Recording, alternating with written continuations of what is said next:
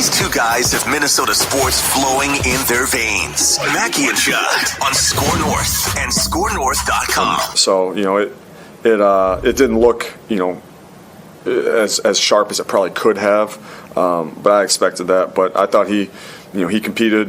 He had, his wind was good. 18 and 10, coming back from a layoff like he did, was a good night for him. Karl-Anthony Towns this was like his fifth game in a year, in a calendar year, something like that. Yes, it was. Because he hurt his wrist about a year ago. Yep. He's played like 5 games with the wrist injuries and COVID and everything else he's going through. Mm-hmm. So this is Reckless Speculation Thursday, every single Thursday on Mackey and Judd, where we bring our friend Darren Doogie Wolfson. He'll join during the show. And we also take your trade ideas and we entertain them. Who says no? Most of the trade suggestions from the last week have involved one specific scenario that we'll get to at some point. And a quick reminder, you can always listen to the full Mackey and Judd show on Apple, Spotify, and SKORNorth.com and the SKOR North app. And you can find large chunks and segments of our show on SKOR North YouTube. You can click that subscribe button. We have 2 YouTube channels, SKOR North and Purple Daily. And we're up over 15,000 subscribers now. So thank you to everyone who has jumped on board to watch our ugly radio and bearded faces. I was watching the game on my personal streaming setup that I think Declan uses one similarly. Yeah. Sometimes you get the road play-by-play for that. I kind of prefer throw that out there. Sometimes I prefer it. Oh, I love me some Jim Pete. Oh, no. Not for the basketball broadcast. Those guys are great. Love them. Just maybe a certain other broadcast. You're out on that one. I'm out on that one, but I love me some Dave Benz and Jim Pete. Well, I get what we got some Benz and Jim Pete last night, but I missed the part early in the game. I didn't start watching until like further along in the first quarter that Dave Benz had a beauty. You said, Judd. Oh yeah, well, poor Benzie. I mean, he is trying to sell this, right? Like his job is to keep Wolves fans engaged. And he is doing the Lord's work. Yeah. So and bow down to Dave Benz. Yeah, it's very, very tough. And so last night, the ball is tipped. It's 2-2. NBA game, 2-2. The Clippers miss a shot. I think Kawhi got off to a poor start. Great game, poor start. And the Wolves rebound that basketball, and it's 2-2. And the Wolves begin to matriculate down the court. And Dave Benz said, Wolves with the ball here, chance to take a lead. Chance to take the lead. Which that's the very best it would have been 5-2. If someone knocks down a jump shot there, you got to go with the Mike Breen. Bang! Oh, my God. And the other problem, the poor Benzie, the other problem that he's got too, and is in trying to be excited in the second half of games. I can't tell you the amount of times so far that I've heard Dave Benz say, Wolves with the ball, chance to get within 12 here, or the Wolves have it down to 13 here. They've shaved it down because they've been down by 25. But you know what? But he honestly, like, it's hilarious. But it is your job. Ultimately, you're hosting a TV show, right? Yes. As the lead play-by-play guy for a local sports broadcast. You are hosting a TV show. Yes. And part of your job is to get people to watch as long as possible. Now, if the team is good, they do the work for you. Right. You don't have to worry about it. Exactly right. If the Twins are hitting bomb bus and the Twins are up, 8-2 in the third inning and Nelson Cruz has 4 doubles or whatever. Bramer could go tell you to buzz off and you wouldn't. But when your franchise has one playoff appearance in a decade and a half and most of the season has been playing without its top star, Karl-Anthony Towns, you might have to do a little exaggerating of how competitive the situation is. Think about, the poor guy. Wolves with a chance to get within 16. They could shave it down to 16 here. Anyway, it was. I love it. But 2-2, chance to take a lead. By the way, those guys, and I know Jim Pete better than I know Dave Benz, and I consider Jim Pete a friend. I think you guys he's a friend of the show for sure. But those guys will take requests. I don't know if you saw it last week when the game is out of hand. Yes. Which many games are out of hand. Yes. And I asked them last week if they could go through their top 5 yacht rock songs of all time. And they did entertain the subject for a few minutes on the Wolves broadcast. So if you're looking for things for them to talk about, just tweet at them during the game and they might entertain it. Said your name. It was very impressive. Appreciate Jim the shout Pete out. did. Benz did. Jim Pete remains to me the best in town, because here's what I love. If things aren't going well, Jim Pete will find a way around it to tell you why without calling out names of coaches. Okay. Yeah, he's not going to sit there and savage Ryan Saunders by exactly name, right. but And he can't, and that's fine. But the other thing is if Benz gets too excited in a particular time when it is just clear, Wolves are within 15. Jim Pete lays out completely. Says nothing because he just knows it's hopeless. yeah, you can't feed into it too much. No. But I mean, yes, Jim Pete is great, and now they did bring up the topic last night. To your point, and it was really, really sad. Best sixth man in Timberwolves history. Wow, because I saw they were going over some of the Clippers sixth men. The Clippers have had Jamal Crawford and Lou Williams and I think that's how it started. The best sixth men in Wolves history. I'm trying to think of, because at some points Wally Zerbiak was a sixth man, and his name was broached, and I think he's something like third on the list of points or something. Troy Hudson had been a sixth man at times, and he was. I mean, Troy was Peeler. Peeler was, I think, a starter. I don't think Peeler's name came up. He was about split. But Peeler was definitely a sixth man type of player that at certain times during the KG era, they had backups that were in starting roles. Joe Smith was a sixth man at one point. I don't think he was always The sad starting. thing was that the first name that came to my mind is atop the scoring list of sixth men in Wolves history, Sam Mitchell. Yeah. He was a good sixth man. No, he was. He was fine. This is for some playoff teams. Nothing against Sam. This is the fact that it's the first name that came to my mind because he is the first one that I recall, and he still remains atop that list. Was Doug West a sixth man, or was he a starter? I think he was now a starter. We're going way back. Doug West was a starter. And Crawford, when he did here the lone season he was here, he like single-handedly won them a couple games with the couple clutch shots late. Oh, very much so. JJ Barea, what about him as a sixth man? If I could, of okay, now you've all the players in Wolves history that drive me crazy, JJ Barea is number one. For sure. Because JJ Barea, when he would get on the court, because he had one good playoff run with the Mavericks like 12 years ago, and he would get on the court, and in his mind, he was 6'7" and Kobe Bryant. But he would constantly like go into traffic and get rejected by the underside of the backboard and dribble around and take shots with four other guys on the court that probably could have had a better chance. But he was a decent sixth man for a couple minutes. Sam Mitchell. So what is that play? That's the one thing about basketball I don't get. What is the play where and it probably extends from the pros to the lunch hour game. The dude that thinks I'm going to drive the lane and I'm going to either score, I'm going to take it to the rack or get fouled. And inevitably, this dude gets the ball stolen every time. That's JJ Barea. Yeah, but I mean, I saw who did it last night for the Wolves. So somebody else, like, I'm going to try, and sure enough, the ball just. Ant Edwards does it sometimes. Yeah, but I feel like he's got the ability to at least try it. When Jake Layman does it, it's almost always a steal. Exactly. But I mean, it's just like, and now here come the Clippers with the ball. Yeah, whenever I see Jake Layman, and Jake Layman has some good attributes, and he's actually played pretty well for the most part this year, but he just reminds me of like uncoordinated guy in the gym game, you know. All right, I guess we'll take that guy. And he's like, okay, he's a little bit better. He shoots like 30%. Yeah, his shot looks good, but it doesn't. It's a little bit like it's Gabe Kalsher. Yeah, poor Gabe Kalsher. But anyways, I wanted to broach this with you guys here because I have something to say about the Timberwolves that I think it's going to upset fans. I think it's going to have you bashing your head into a wall, and it actually goes a little bit against what I said on yesterday's show, which is like listen, you can't be thinking about trading Karl-Anthony Towns, and I am still advocating for. If you get to the point where you're going to trade Karl-Anthony Towns, just move the franchise, because I and a lot of fans don't want to do it all over again. But I think now that we wake up this morning and they have the worst record in the NBA, they're 5-16.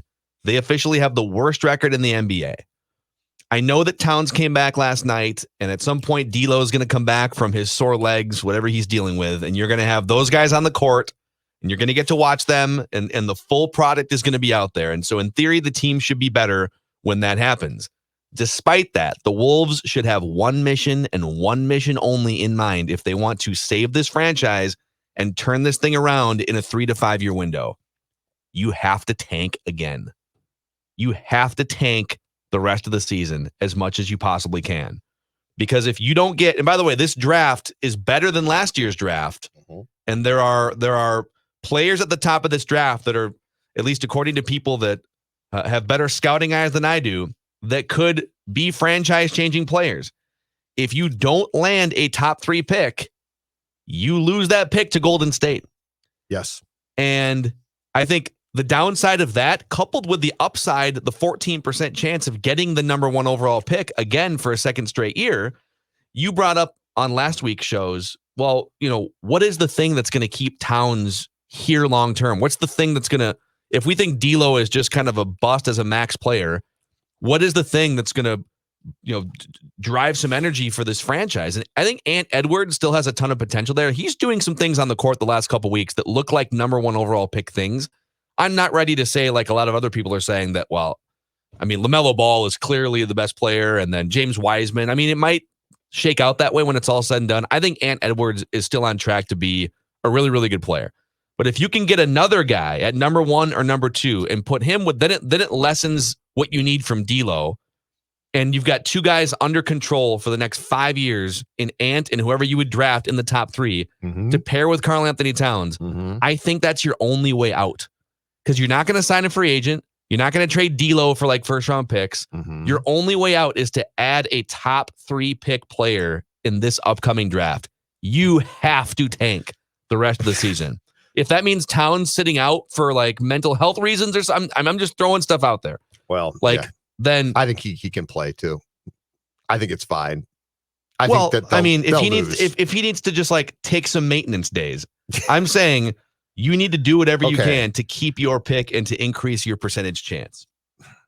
Nice thought, but it's the Wolves. You know how this book ends. You know how the story of the Timberwolves 2021 campaign concludes, right? It concludes with they do tank. They're terrible. They've got a great chance. And the year after they get the top overall pick, they have easily probably the worst record, and they get the 4th pick, and it goes to Golden State. Their percentage chance right now. This could end this way. If the season ended right now, so just the lottery odds are new as of a few years ago. So instead of getting a 22 or 25% shot at the number 1 pick, they've smoothed it out and they've made it just a little bit more fair across the board. So the first 3 teams in the lottery order, so the worst 3 teams right now are Minnesota, Detroit, and Washington.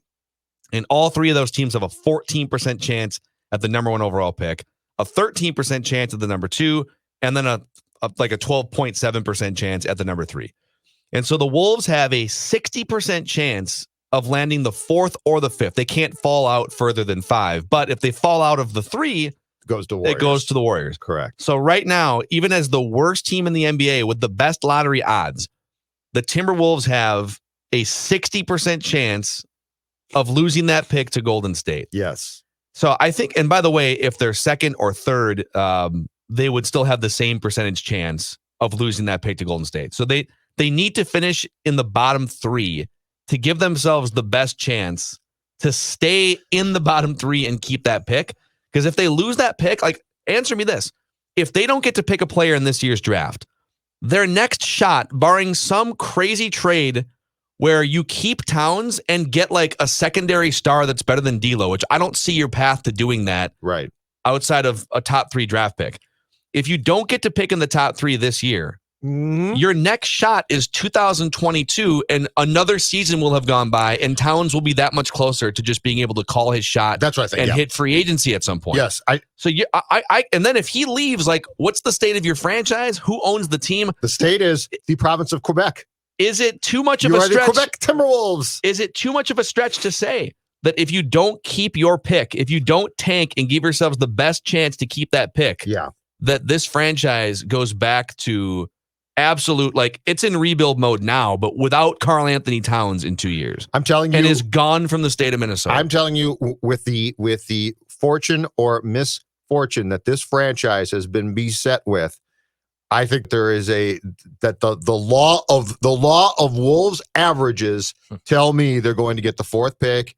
It goes to Golden State, And if it does transpire like that, I firmly believe that Cat will ask out at some point. Then it might not be immediately, but if they don't get a top 3 pick, I think that Cat is at least going to broach privately some thought about, I think it might be time for me to go elsewhere.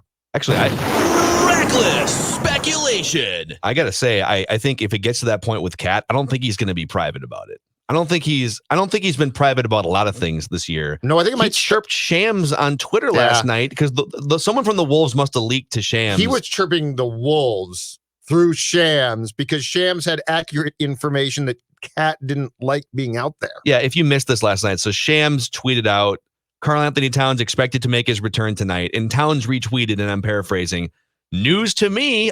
Last I checked, I was going to test it out and see how it felt pregame. Pre-existing conditions plus COVID recovery don't mix well or something. And so I'm going to guess that Shams got that from someone with the Wolves. Probably not someone super close to Cat in terms of him or his agent. Otherwise, he would have just texted Shams off to the side, right? That was weird. That was a weird chirp. Felt like there was tension. Oh, I think that there was. I think the Wolves, I think the person that leaked that to Shams is like, he seems to be fine now. He can play. And then Karl, who obviously for very good reasons is extremely sensitive to the topic of COVID, probably thought that's an assumption that people shouldn't be making about me until I declare myself fit to play. I would not be surprised at all if we find out here pretty soon that there is some, how can I put this without being completely reckless? Reckless speculation. I would not be surprised if we find out that there might be some growing underlying tension here, just because the team continues to be so bad, and I think that naturally causes problems. And look, right or wrong, everything in Cat's world right now is a big deal. And so I think that we look at the Twitter exchange and probably from a distance think, oh, come on, okay. But he played. And I think because things are so sensitive in Cat's world, he thinks, no, that's a big deal. And I don't like that being out there. I'm just saying, I don't think you could be this bad and this in this big of disarray basketball wise and not have it begin to reflect internally. If they, just back to my question, if they lose that pick, what is the path to them being relevant in the Western Conference? I think the path has to be that D'Lo is just a lot better over the next year and a half than he's been because Cat is back and they're on the court together for like the fourth time ever. Can they play together then? That Ant would take steps forward. And by the way, Jaden McD looks great and might be the steal of the draft. My guy. Energizer Bunny, blocking Declan's guy. shots. He called us a month ago. I did. 2 months ago. Naz Reid has been great. Yeah. I mean, they've got some Reid's a nice pieces backup here. He's a really nice player. And so, like, the path would be all these guys internally sort of grow in and are coached up better and are put in better spots. Maybe there's a coaching change. If like, I think Ryan deserves a chance now that Cat's back to put D'Lo and Cat on the floor and execute his vision. But, that's not an extremely long leash, I wouldn't think. But what's the path? Is there another path that I'm not seeing? Can D'Lo play the path that you just said? Can he do that? Like, if he plays with Cat, who can he be? Because without Cat, we've seen quite a bit to say, okay, he really can't be the guy for sure. But like, if you put them together and teamed them up, as was the plan when the trade with Golden State was made, who can he be? Can he be the guy that we thought that day? I think that the biggest missing piece to all of this is the pick and roll game between D'Lo and Cat. I mean, that is at the centerpiece of what they want to do offensively. D'Lo is a very good pick and roll guard, and Cat is one of the most versatile pick and roll big men in that he can pop from three better than any 7-footer in the game, and he can roll and get his shot at the rim. And so putting those guys on the court, running pick and roll, and then having some shooters and some athletic slashing sort of combo players around them, I think that's the vision, and they haven't had a chance to execute it.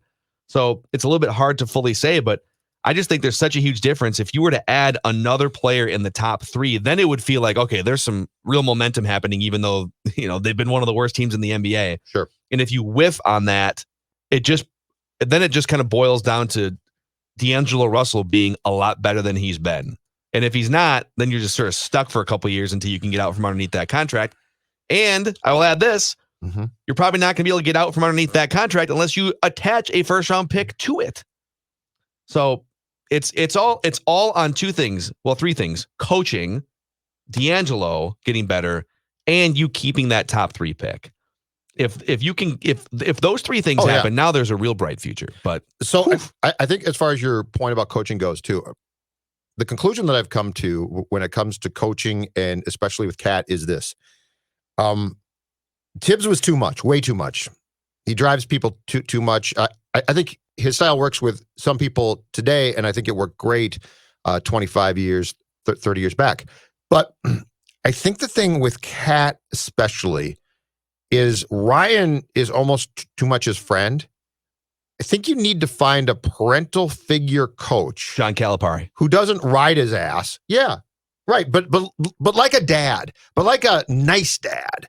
Because I think I don't think Cat is capable of being the guy as far as the dominant force personality. I just don't think that's him. I think he needs, and this is not a rip, I think he needs a support system in place.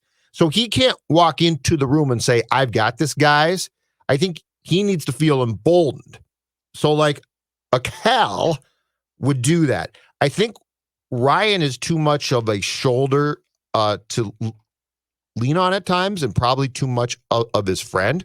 So yes, I think that the key for Cat is going to be to find a coach who doesn't ride him, but knows how to push the buttons correctly and can be sort of just a sounding board for him. The Calipari thing, I've always looked at it from like outside of a Wolves perspective, and like, I don't know, his tenure with the Nets 20 years ago is such a train wreck, and he just feels like such a college coach. Yes. But so many of these players are so young, and he's got a connection with Karl-Anthony Towns that might actually, I don't know if it would be a fit in 25 other franchises, but it could actually be a discussion here at some point if he ever had the desire to come back to the NBA. And there's been rumors that he does. On the Wolves, every Thursday on our show, we do a deep dive into old tweets from the past. We do. We've been tweeting for about 11 or 12 years now. Judd and I have. Declan has been tweeting for, I don't know, the better part of a decade or so.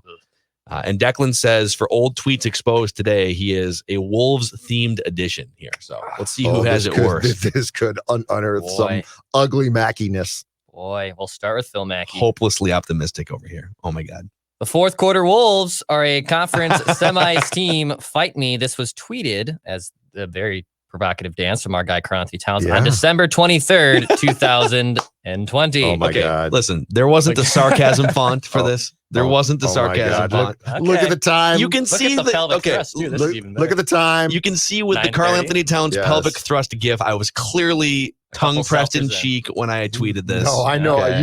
You were into a fine drink that night. The people that responded to me did not pick up my potential exaggeration of the Wolves' first 2 games. Fight me. They did look really good the first couple games. They did. I don't get me wrong. I'm damning too. I'm not alone. We do have to go a little bit back to the summer, I believe, of 2019 from a Judd column. Oh, nice. It all seemed too good to be true. And ultimately, because these are the Timberwolves, it was Judd Zolgad on the Wolves, not landing D'Angelo Russell, who they did eventually land. The article, unfortunately, is gone because of the migrating from 1500 to SKOR. But this was tweeted at 7 a.m. on July 1st, 2019. Why was I tweeting at 7 a.m.? Was it I don't know. It might have been a scheduled tweet. No, Seth put this. Yeah, Seth put this tweet out. 100%. Okay. Yeah. So what you're saying here is, boy, the Wolves almost landed D'Lo, and of course, because they're the Wolves, they weren't able to land. Thinking D'Lo. that he was going to be, yes, it didn't work. It didn't work out both ways. That's okay. I mean, in retrospect, I'm not gonna keep casting shade on D'Lo because he deserves being able to play with Karl-Anthony Towns before I cast all of my shade.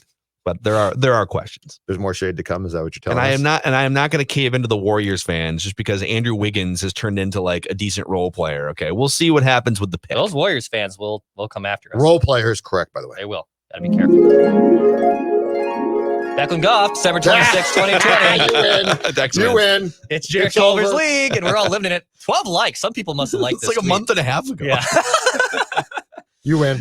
Excuse me. Jared Culver's Because league. Jared Culver had like 10 rebounds in a game, and we were all drinking the Kool-Aid. He was like the star of the show in that 2-0 start. And Oh yeah, the Jazz game, right? day after The Christmas, Jazz game, he was great.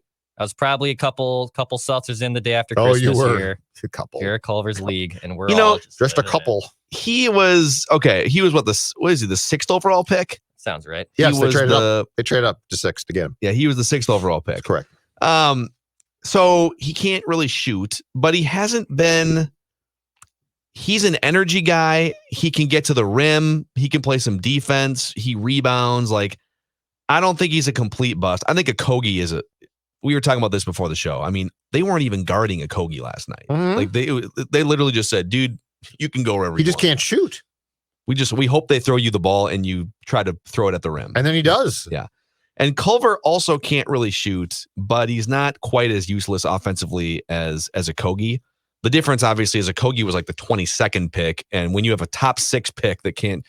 New rule of thumb: if you're drafting in the top 6 or top 7, if you're going to draft a player that can't shoot, that player better be amazing at some other things. Yeah. Yep. You know, like better be 7 feet tall or something. I don't know. I don't know what this deal is with the Wolves drafting players that can't shoot. No, Okogie was a Tom Thibodeau draft pick. And then he also drafted Chris Dunn. Like the Wolves are on this run of drafting players high that they have to fix their broken jump shots. I don't know. Well, because he took Dunn because Dunn was so good defensively that they thought that they had their lockdown guy. And Yeah. Dunn's not where with the Hawks. No, the Bulls still, I believe. Oh, Oh, no. okay. He did go to the Hawks. Yeah, I thought he Right. got so yeah. So he's already bouncing around. yeah, it's not been a. So I think Declan wins this week's I edition of don't think it's close. Old Tweets Exposed. So Jared Culver's league, baby. It is. We're all living in it. We're all living in this world. All right, let's get our friend Doogie in here for some inside information about our favorite local sports teams. Mackey and Judd on SKORNorth.com and the SKOR